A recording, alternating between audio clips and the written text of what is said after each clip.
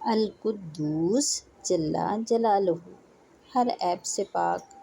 تعریف: القدوس جل جلالہ وہ ذات ہے جو ہر عیب سے پاک ہے۔ اللہ تعالیٰ کا ایک نام القدوس جل جلالہ ہے۔ القدوس وہ ہے کہ جس میں کوئی عیب ہی نہیں ہے۔ رب وہی ہو سکتا ہے جس میں کوئی عیب نہ ہو۔ القدوس جل جلالہ میں نہ پہلے کبھی عیب تھا، نہ اب ہے اور نہ آئندہ کبھی اس میں کوئی عیب ہوگا۔